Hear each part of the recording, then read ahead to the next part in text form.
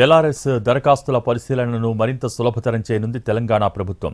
దీనికి సంబంధించి సరికొత్త విధానాలను అమలు చేయడానికి సర్కారు సిద్ధమైంది.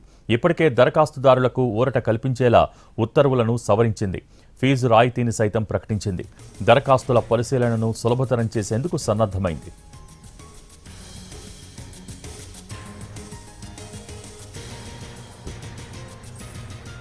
ఇందులో భాగంగా ప్రభుత్వ భూములు, జలవనరులకు ఆనుకుని ఉన్న సర్వే నెంబర్లకు సంబంధించిన దరఖాస్తులను మినహాయించి మిగిలిన వాటన్నింటికీ ఒకేసారి ఫీజును నిర్ధారించనుంది.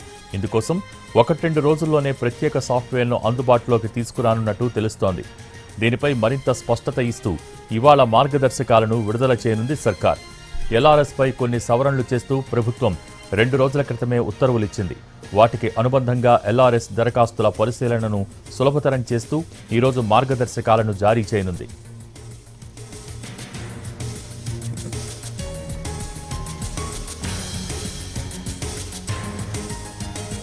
ముఖ్యంగా ఎఫ్టీఎల్, బఫర్ జోన్కు 200 మీటర్ల దూరంలో ఉండే ప్లాట్ల విషయంలో నీటిపారుదల శాఖ, రెవెన్యూ, మున్సిపల్ సంయుక్త విచారణ నుంచి మినహాయింపు ఇచ్చే అవకాశం ఉంది.